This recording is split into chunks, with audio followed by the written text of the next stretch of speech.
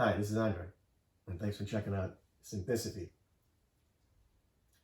Synthicity is integrating the wisdoms of history based on fact and truth into present culture. The roots being synthesis, history, and philosophy. So with history in mind, today, April 19th, 2025, is the 250th anniversary of the Battle of Lexington and Concord. Those battles marked the start of the American Revolutionary War, leading to the birth of the United States of America. Let's go over a brief history leading up to and including the Revolutionary War and the formation of our federal government.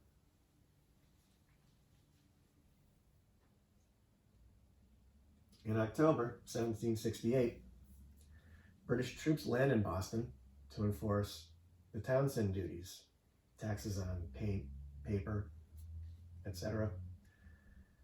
The troops' presence doesn't sit well with locals and leads to street fights. One clash between the soldiers and a mob on March 5th, 1770, left 5 Bostonians dead. American colonists call it the Boston Massacre.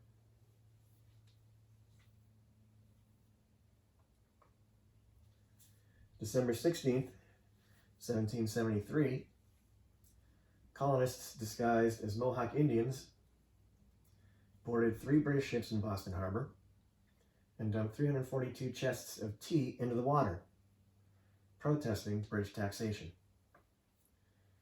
This Boston Tea Party sparked an outrage in Britain, leading to the passage of the Intolerable Acts. British closes the port of Boston and requires the British troops to be housed in taverns and vacant buildings. The colonists are not pleased.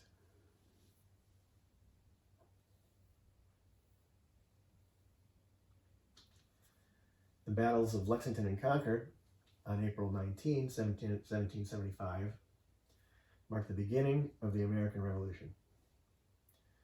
British troops are ordered to seize the colonists' military stores in Concord. Coming from Boston, the British force of 700 men was met on the Lexington Green by 77 local Minutemen. The British opening volley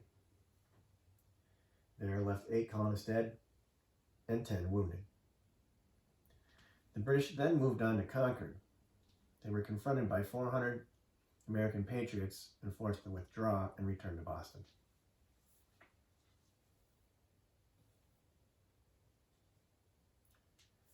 July 4th, 1776.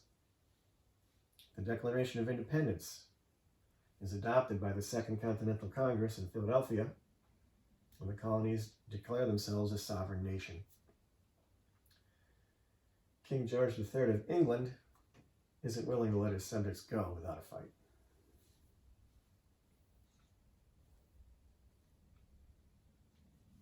December 25th, 1776. George Washington crosses the Delaware River. In a bold move, Washington moves his troops into New Jersey on Christmas night and surprise attack a force of German troops fighting from Britain and Trenton on December 26th. They achieve a similar victory over British troops at Princeton on January 3rd, reviving hopes that the war just might be winnable.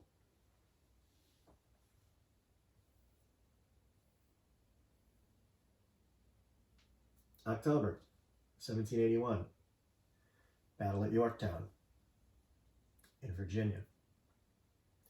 A joint French and American force traps a large British army on Virginia's Yorktown Peninsula. General Cornwallis is forced to surrender. The British surrender marks the end of British rule in the colonies. Following the Constitution's proposal at the Constitutional Convention in Philadelphia on June 21st, 1788, states ratify the U.S. Constitution with its 3 separate branches of government, making it the official framework of the federal government of the United States of America. I wonder what members of the Continental Congress and the Constitutional Convention, including our founding fathers and patriots who fought, many of whom died in the Revolutionary War, for our present form of government, I wonder what they would think of a Congress that at this point in time has essentially relinquished its legislative constitutional responsibilities, a president that has usurped and is now exercising that power, and a Supreme Court that will now be judging the fate of the nation, on the assumption that the executive branch will follow their rulings. I wonder